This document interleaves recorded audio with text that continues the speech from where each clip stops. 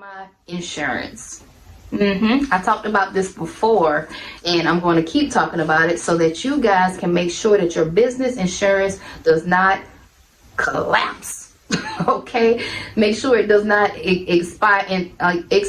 Make sure you are making your payments on time and all of that. Okay, is very important, because there was a time when a property would not pay me my money until I sent them a new COI, which stands for Certificate of Insurance. Okay, so I had to send them an updated COI to prove to them that I am paying my insurance. It is updated. We good. If something happens, you guys are still covered.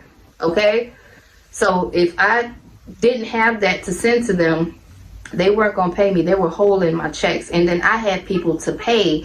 So it was a big mess at the time, but I wasn't keeping up with the compliance part. So now I have my assistant here.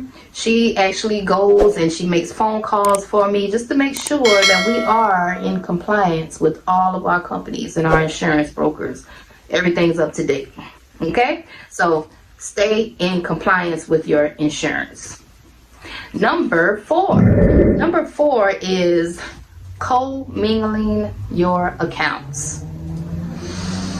This is one that a lot of new business owners do all the time.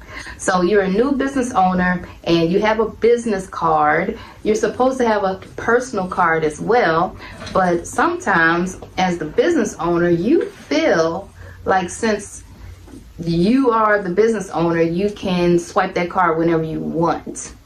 So you find yourself going out to eat with your business card and buying baby Pampers and going to Walmart and just buying family stuff and business stuff, and you're just mixing the two. You're supposed to keep it separate. You're supposed to have a business account and a personal account. Pay yourself.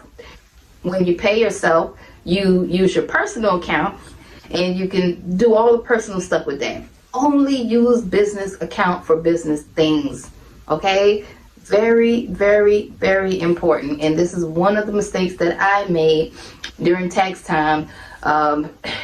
It was just a whole mess because I was co-mingling my accounts. So, like, how are you really, just have to think about it. How are you going to know what your business really makes if you keep co-mingling your accounts? Like, how are you going to know what your company is really worth if you keep co-mingling your accounts? Okay, you're mixing the money up. You don't want to do that. You want to keep it separate. Okay, so what I did to keep it separate was I got a personal account and I got a business account, and I pay myself out of one account goes directly inside of my personal account, and then I just use the personal for personal things and business for business things. That way we don't get confused. My accountant isn't confused when they're doing books. Okay, so make sure you are not co-mingling your accounts.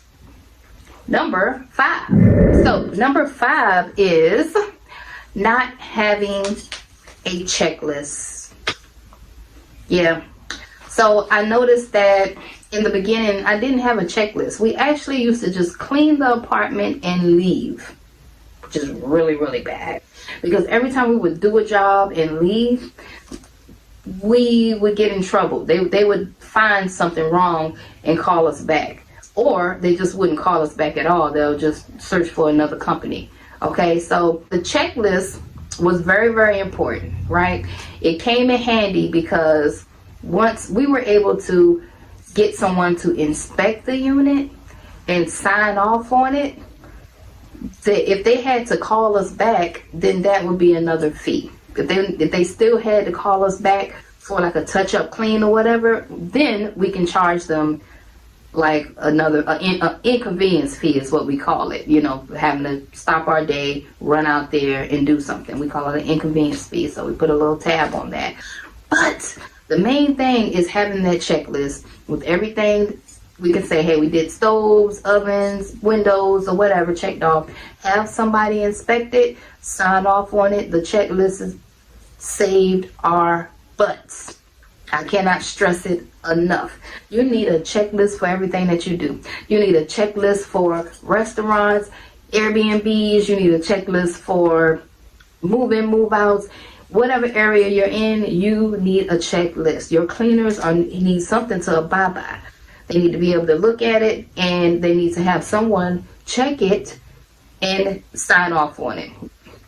Listen, the checklist in my company, when we started to implement our checklists, it was just a very, very golden nugget for our cleaning company. Okay, so very important, you guys. You actually can go on canva.com and you can create your own checklist. Okay, holding on to bad people for too long.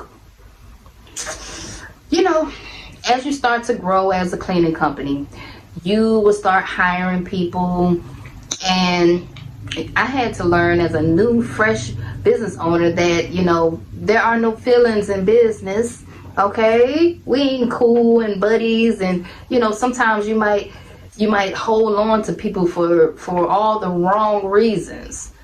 Okay, you are a business owner, and these people are messing with your money. If they're bad, if they're not an asset to the company, and you're losing contracts constantly, you need to have that conversation, and they need to go.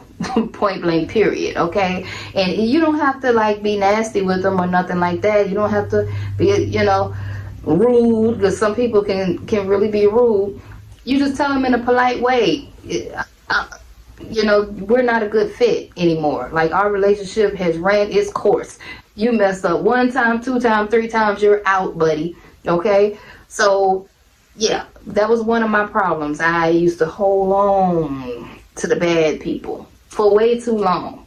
You know, and when I did finally let them go, my daughter would be like, "Girl, she should have been gone. She should have been gone 2 months ago, Mama, all the stuff she did." You know what I mean? So that was another problem, holding on to people for too long. Okay, so